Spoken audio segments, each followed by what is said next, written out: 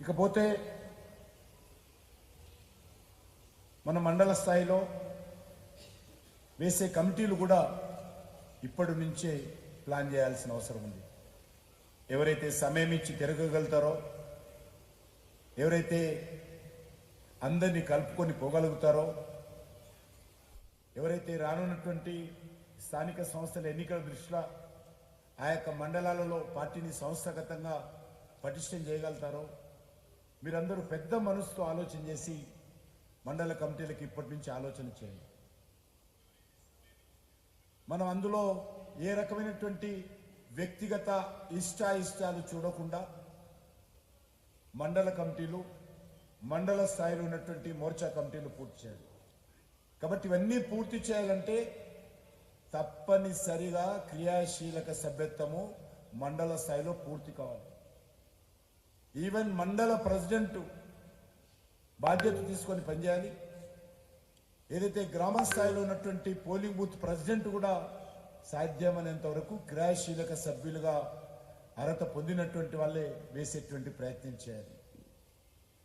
కాబట్టి నేను ఇంతకుముందు కూడా చెప్పాను, మన మండలాలలో ఎవరెవరు క్రియాశీలక సభ్యులుగా ఉండాలో, ఉంటే బాగుంటుందో, పార్టీకి మేలు జరుగుతుందో ఆ రకంగా ఒక 100 మంది పేర్లు మండలాలలో రాసి వాళ్ళతో కూర్చొని వాళ్ళతో ఈ యొక్క క్రియాశీలక సభ్యత్వం పూర్తి చేయించేటువంటి ప్రయత్నం చేయాలి.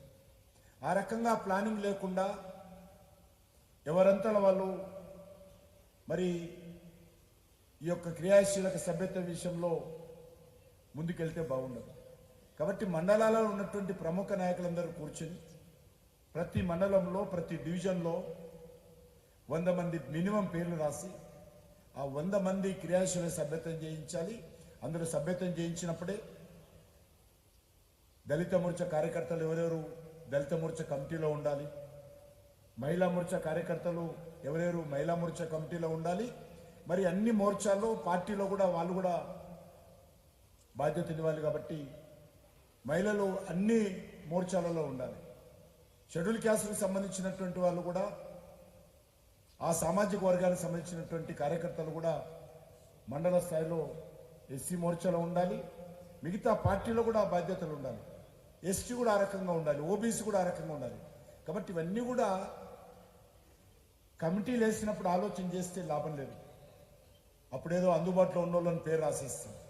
ఆ రకంగా కాకుండా ఒక పద్ధతి ప్రకారము మండలాలలో షెడ్యూల్ క్యాస్ట్కు సంబంధించినటువంటి ఒక 20 మందో 30 మందినో క్రియాశీలక సభ్యత్వం చేయించడం, ఎస్టీలను చేయించడం, ఓబీసీలను చేయించడం, మహిళలను చేయించడం, అక్కడ ఏ సామాజిక వర్గాలు ఉన్నాయో వాళ్ళకి ఇంకా ప్రాధాన్యత ఇచ్చి ఆ సామాజిక వర్గాలను చేయించేటువంటి ప్రయత్నం చేయాలి.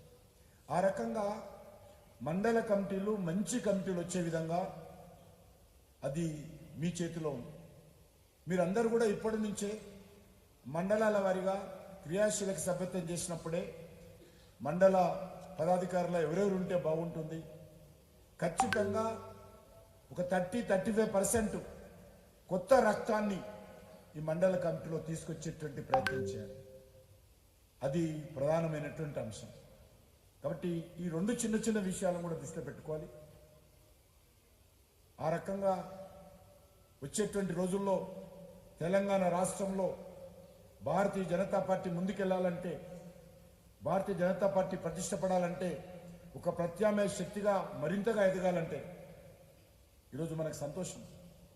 ఇటీవల జరిగినటువంటి పార్లమెంట్ ఎన్నికల్లో మనము 36%, 37% ఓట్లు వచ్చాను. 70 లక్షల మంది పైగా ఈరోజు మనకు మరి ప్రజలు మనల్ని ఆదరించారు. కాబట్టి అదే స్పిరిట్తో మనం ముందుకెళ్ళాలి అంటే ఈరోజు మనకు కొంత సభ్యత్వంలో ఉన్నాం. కాబట్టి ఈ యొక్క సభ్యత్వం కూడా పూర్తయిపోతే పూర్తి స్థాయిలో ఒక ఉద్యమ పార్టీగా మన నిర్మాణం కావాల్సిన అవసరం ఉంది. ప్రజా సమస్యల మీద పోరాటం చేసేటువంటి పార్టీగా నిర్మాణం చేసుకోవాల్సిన అవసరం ఉంది. వచ్చేటువంటి ఈ 4 సంవత్సరాలు నిరంతరమైనటువంటి ఉద్యమాలకు శ్రీకారం చుట్టి ప్రజాస్వామ్య పద్ధతిలో ఏదైతే అధికారంలో ఉన్నటువంటి కాంగ్రెస్ పార్టీ వైఫల్యాలను ఎండగట్టాల్సినటువంటి అవసరం. కాంగ్రెస్ పార్టీ ఈరోజు చూస్తే ఈ రాష్ట్రంలో ఏ రకమైనటువంటి మార్పు రాలే. మార్పు రావాలంటే కాంగ్రెస్ పార్టీ రావాలని రాహుల్ గాంధీ, సోనియా గాంధీ ఏదైతే తెలంగాణ శాసనసభ ఎన్నికల్లో ప్రచారం చేశారో, ఈరోజు పరిస్థితి చూస్తే ఏమీ మార్పు రాలే. బీఆర్ఎస్ ప్రభుత్వం ఏ రకంగా ఉండిందో ఈరోజు కాంగ్రెస్ పార్టీ ప్రభుత్వం కూడా అదే విధంగా వ్యవహారం చేస్తుంది. మన దృష్టిలో ఈ రెండు పార్టీలకు ఏ రకమైనటువంటి తేడా లేదు. ఈరోజు తెలంగాణ ప్రజలు బీఆర్ఎస్ పోవాలనుకున్నాము, కాంగ్రెస్ కోటేశాము. కానీ మాకు